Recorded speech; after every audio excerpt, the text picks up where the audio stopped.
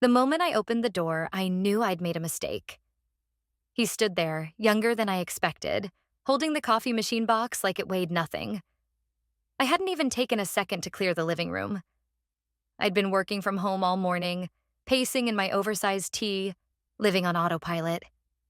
But now, someone else was standing in my private space, and everything felt exposed. Behind me, scattered across the couch, were things I never meant anyone to see. Personal things. Not scandalous, not dangerous, but undeniably private. And he saw them. I noticed the flicker in his eyes. He didn't linger, didn't stare. That made it worse. It meant he noticed, processed it, and kept going. I hadn't been touched in a long time. Not emotionally, not physically. When you're around 30, people think you figured it all out. Stable job, own place, maybe even a long-term partner. But behind my closed door, I was just surviving. Filling spaces with routines, living more with objects than with people. When he crossed the threshold, a weird current ran through the room. Not attraction, just tension.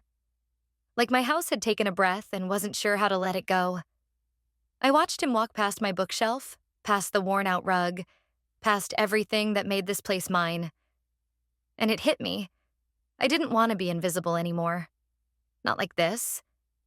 But I also didn't want to be seen like this.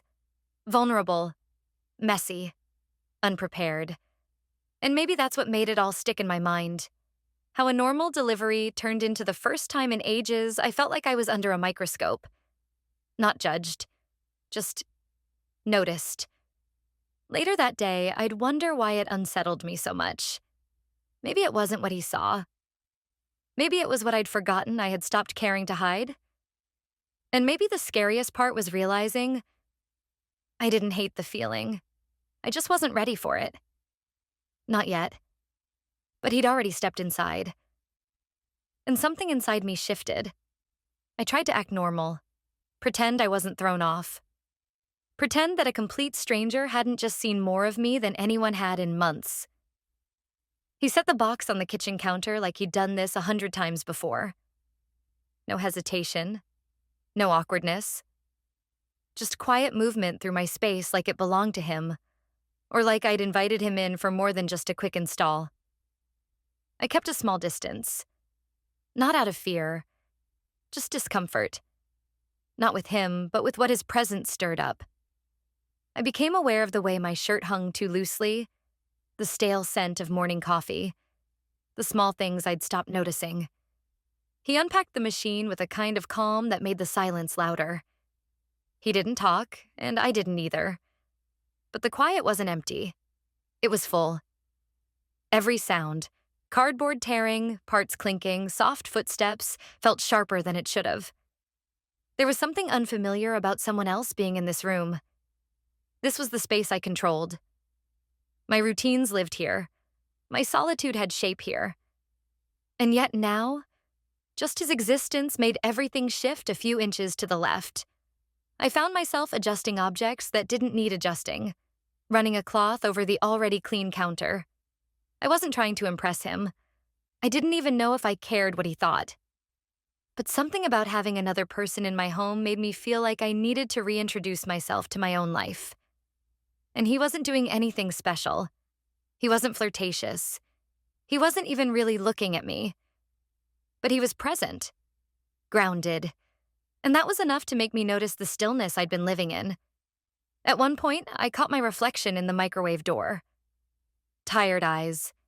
Hair pulled up half-heartedly. A version of me I'd stopped trying to improve. I didn't look bad. I just looked.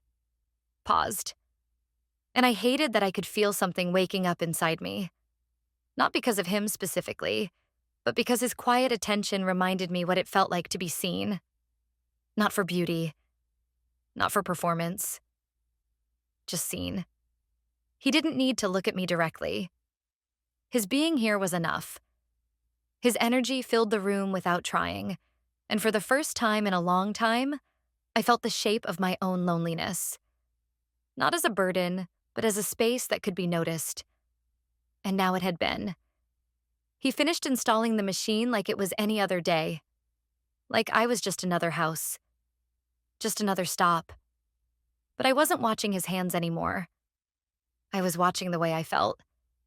I didn't know how we got here, this quiet space between us that had filled with something heavier than silence. He was still standing by the counter, waiting, maybe for a thank you, maybe for nothing. I walked a few steps closer, not because I had to, but because something told me not to let the moment pass. This wasn't flirting. It wasn't fantasy. It was real in a way that scared me more than I wanted to admit. There's a very specific kind of loneliness that comes not from being alone, but from being unseen. And suddenly, standing across from someone I barely knew, I felt like a woman who still existed. I'd been in a relationship for almost 4 years. It wasn't bad. It wasn't much of anything anymore. We shared rent, routines, silence. There was no shouting, no drama, just two people slowly fading side by side. And somehow that felt harder to explain than if he'd hurt me. Maybe that's why this felt so dangerous, because there hadn't been a fight to justify what happened next. I reached for the counter to rest my hand. He turned slightly. Our eyes met, and neither of us looked away. It lasted just a second. But in that second, the air shifted. The question that had been hanging silently in the space between us finally answered itself. Not with words, but with instinct. I didn't plan it. I didn't think about it. I leaned in just slightly, and he didn't move. Our lips met, not in some grand, cinematic moment, but like it had been waiting there the whole time, quiet and real and completely uninvited. It wasn't a kiss full of passion. It was full of confusion, hesitation, electricity. The kind of kiss that doesn't ask permission because it doesn't know who it's asking. And when I pulled back, it hit me. What had I just done? Not because it was wrong, not because of rules or loyalty or guilt, but because I'd crossed a line that couldn't be uncrossed. A line I didn't even know I was near until I was already on the other side of it. I stepped back quickly. He stood still, surprised but not stunned. His expression was unreadable, which somehow made it worse. A voice in my head tried to justify it. It was a moment, a mistake. It didn't mean anything. But the tightening in my chest told a different story. I felt alive. And that scared me more than the kiss itself. Because if something so brief could shake me this deeply, what did that say about everything I'd been living through before this? What did it say about the person I'd become? The door was still open behind him. He could leave and I could close it. Pretend this was nothing more than an awkward interaction. Blame the coffee, the weather, the silence. But I didn't move. And neither did he. For a moment, we just breathed in the same space. No words, no explanations, just the truth of what had happened, sitting between us like a fragile object we were both afraid to touch. And underneath that fear, something else. Curiosity, regret, and maybe, if I was honest, relief. Because now I couldn't lie to myself anymore. Something in me was changing, and I didn't know what came next. The next morning, I opened the kitchen cabinet like nothing had changed. I grabbed the same mug, poured the same coffee, leaned on the same counter. But nothing felt the same. He was gone, of course. Quietly, without a word. I hadn't heard the door. I hadn't asked him to stay. We hadn't said goodbye. There was no script for what happened. I stood barefoot on the cold tile floor, trying to reset everything back to zero. Clean slate. Just another day. I even told myself to laugh at it. Pretend it was one of those moments that only feels intense because it's unexpected. But the problem with pretending is that your body doesn't cooperate. My breath still caught when I remembered it. My heart still picked up speed when I pictured the way his eyes met mine. I opened the fridge just to stare. I wasn't hungry. I just needed to see something familiar. Something that hadn't changed overnight. The apartment was quiet again, the way I liked it, but it felt heavier now, like the silence had turned into something thick and aware. It no longer protected me. It pressed in. I checked my phone.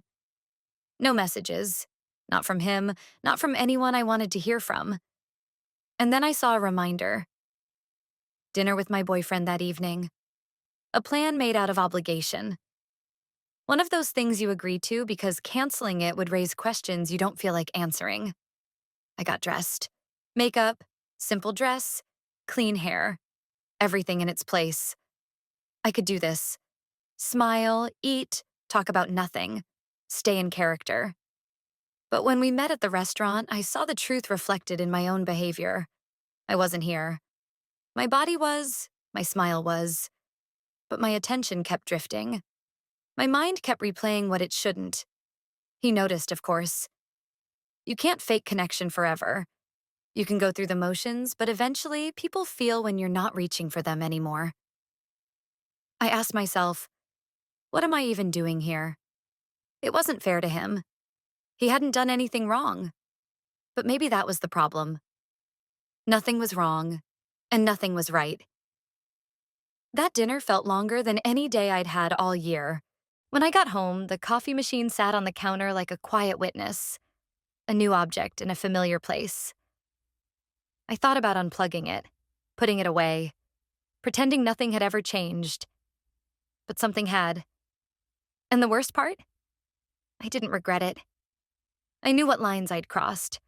I understood what people would think. I imagined the judgment, the confusion, the questions. Why risk everything for someone you barely know? But that wasn't the right question. The real question was, why did I feel more alive in 5 minutes with a stranger than in 4 years with someone who claimed to love me? That answer scared me, because it was honest. And honesty ruins denial. I sat at the edge of my bed that night, fully dressed, staring at the floor. No music, no distractions. Just me, my choices, and the weight of what I now knew. Pretending didn't undo anything. If anything, it made the truth louder. I was halfway through my workday, eyes glazed over a spreadsheet I'd opened and closed 5 times, when I heard a knock at the door. It was soft, almost uncertain. For a second, I didn't move. I wasn't expecting anyone, and I didn't want to expect who it might be. I opened the door. It was him. He stood there like he wasn't sure he should be, his hands in his jacket pockets, shoulders slightly drawn in. The same calm face, but now with a hesitation I hadn't seen before. I didn't invite him in with words. I just stepped aside. And he walked in. I wasn't ready. I thought the story had paused, or maybe ended. But here he was, standing in the same room, and everything I'd tried to suppress returned in seconds. The guilt, the spark, the quiet pull between us. I closed the door.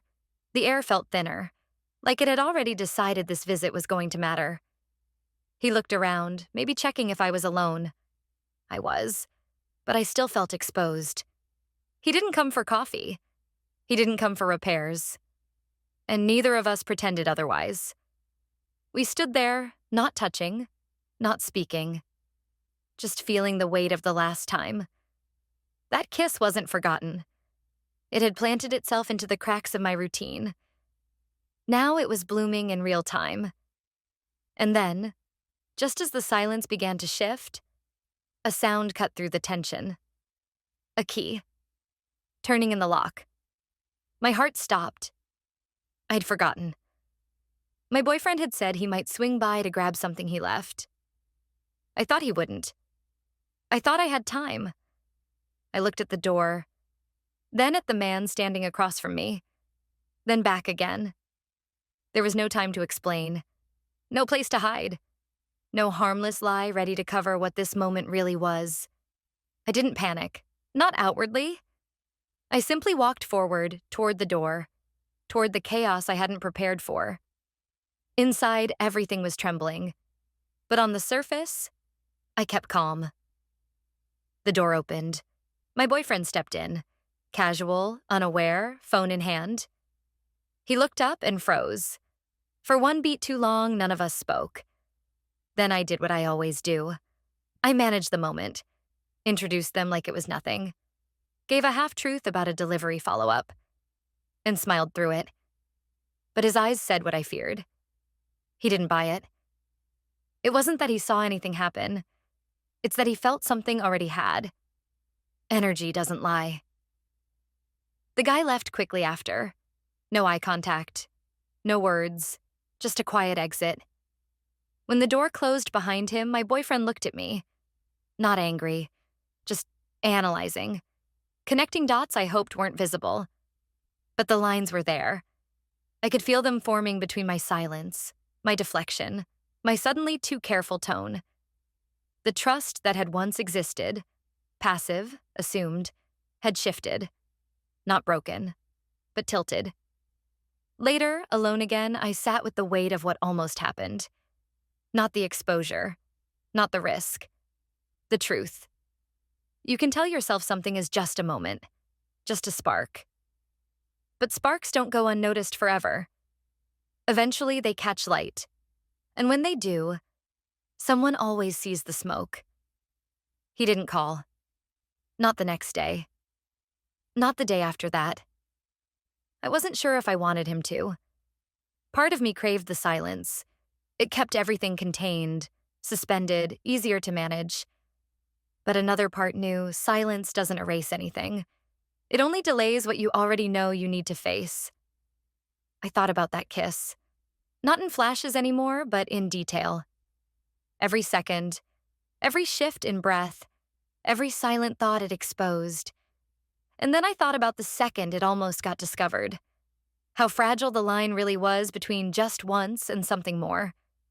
And still, I didn't regret it. I regretted hiding.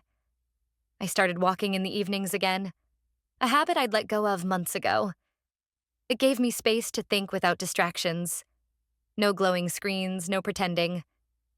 Just footsteps on pavement and whatever truth I was brave enough to let rise. That's where I saw him again. Not by plan. Not by accident either. He was standing near the old bookstore at the corner of my block, hands in his jacket, watching the street like someone waiting for something he wasn't sure would come. He looked up.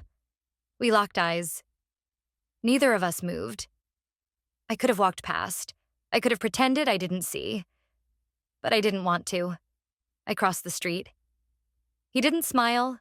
I didn't speak. And yet everything between us was loud. There's a kind of silence that says more than words. This was that kind. We walked without direction, through side streets and open sidewalks, just two people with too much unsaid. And finally, at the edge of a quiet park, I stopped. I didn't ask questions. I didn't need to. I already knew my answer. I turned toward him. He was still watching me, not with expectation, but with a kind of cautious waiting. Like he wouldn't make the first move this time. Like he needed to know I was sure. So I stepped forward. Not fast. Not impulsively. One quiet step at a time. When I reached him, I didn't speak. I simply looked at him, held the moment, and let my body say what my words couldn't. This time, when I kissed him, it wasn't a reaction. It wasn't confusion. It was choice. There was no rush, no panic. Just presence. His hands didn't grab, didn't guide. They simply rested, lightly, respectfully. My fingertips touched his collar. His breath met mine. And everything that had felt heavy, for one moment, felt clear. I knew what I was doing. And I knew what it meant. It meant I wasn't lost anymore. I wasn't waiting to be chosen. I was choosing. I didn't owe anyone an explanation for needing to feel alive, for needing to be seen in a way I hadn't been in years. And maybe it wasn't right. Maybe it wasn't fair, but it was honest. And that was more than I'd been with myself in a very long time. When we finally pulled apart, there was no awkwardness, no words to soften the impact. Just breathe. And truth. I looked at him, not for approval, but because I wanted to remember what it felt like to stand in front of someone and not hide. And for the first time in a long time, I didn't feel wrong. I just felt real. I thought I'd feel free. I thought choosing would make everything simpler. But the morning after, I didn't feel lighter. I felt still. Not guilty, just unsettled. Like I'd finally moved after standing still for too long, but my legs hadn't figured out how to carry the weight of that movement yet. I made my coffee in silence. The same cup, same machine, same motions. Only this time, I wasn't trying to reset. I wasn't pretending.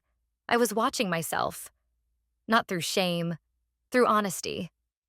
And in that honesty, I realized something no one ever tells you about truth. It doesn't always feel good at first. The night before hadn't been dramatic. It had been quiet, slow, deliberate. And that's what made it so serious. It wasn't stolen. It was claimed, which meant I had to live with what it revealed. Later that afternoon, my boyfriend texted. Simple. Can we talk? My stomach tightened. Not from fear, but from inevitability. This was coming, whether I was ready or not. We met in the cafe down the block. Public space. Neutral ground. I chose it intentionally, somewhere small, where emotions couldn't spill too far. He sat across from me with eyes that weren't angry.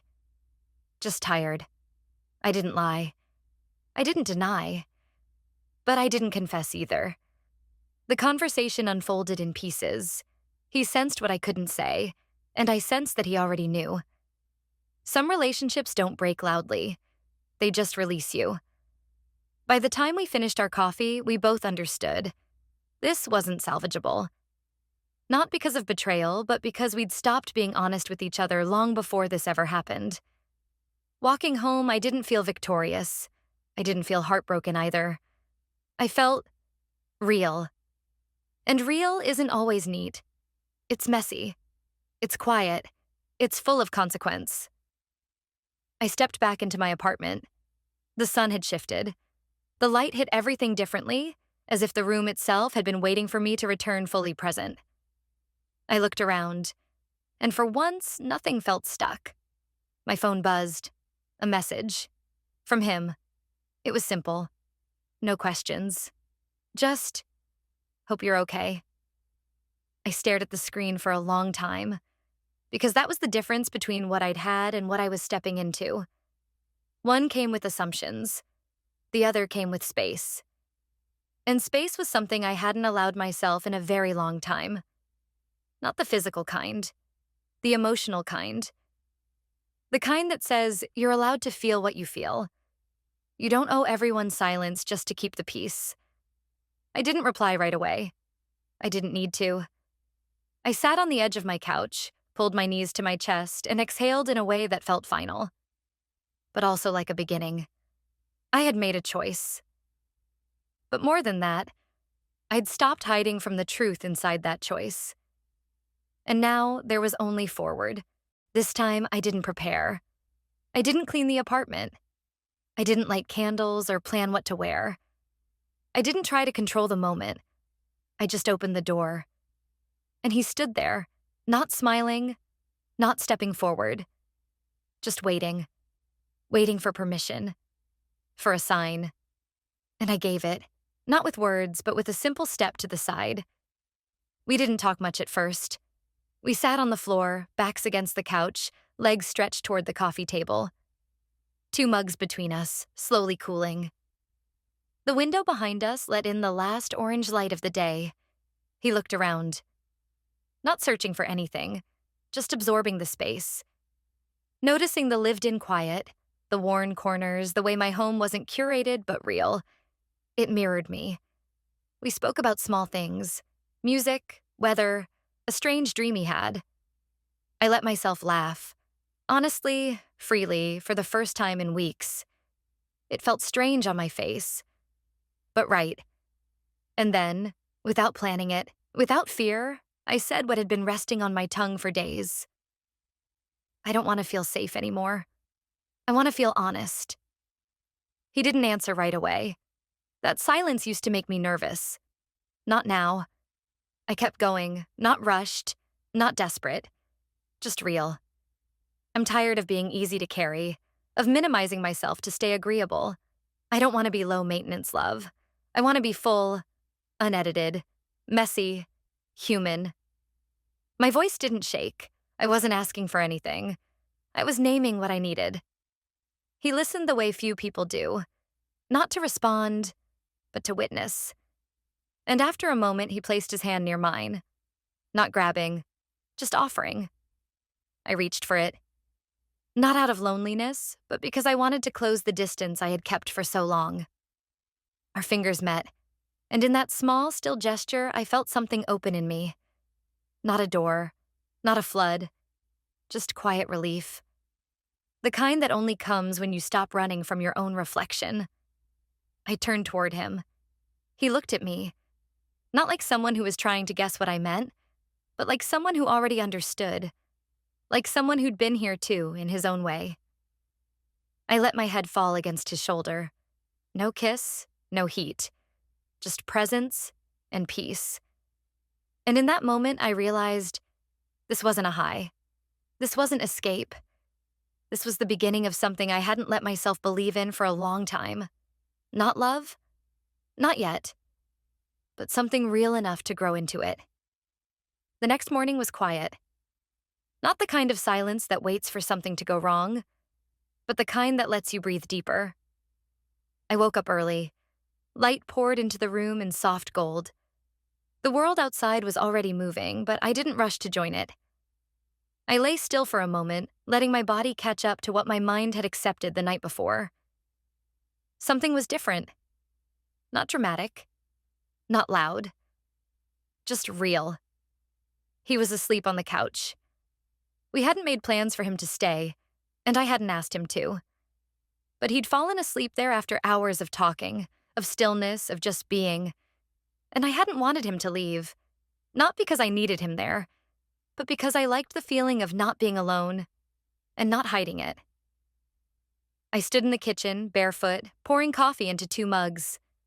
My movements were slow, steady, no performance, no pretending. I felt light. Not because everything was solved, but because I had finally stopped carrying what didn't belong to me. He stirred as I set the mug beside him. No big moment, no dramatic smile. Just a quiet acknowledgement that we were both here. Now. And that was enough. We sat for a while, sipping in silence. Looking out the window, not needing to talk about what came next. Because for the first time in a long time, I wasn't trying to chase the future. I was sitting inside the present. And it felt like mine. Later, when he left, he didn't ask for anything. No label, no promises. Just a small glance at the door and a quiet, "See you soon," kind of energy that didn't need to be spoken out loud. When the door closed, I didn't feel empty. I didn't feel afraid. I felt full. Because what had changed wasn't just the people in my life. It was me. I had chosen to be present, to speak, to feel, to risk being seen, even when it was uncomfortable. I had stepped outside the quiet, curated version of myself and allowed something uncertain, something alive to take its place.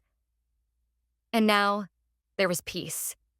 Not perfect peace, but mine.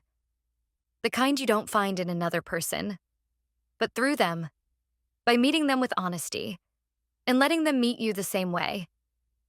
I took one last sip of coffee and stood by the window.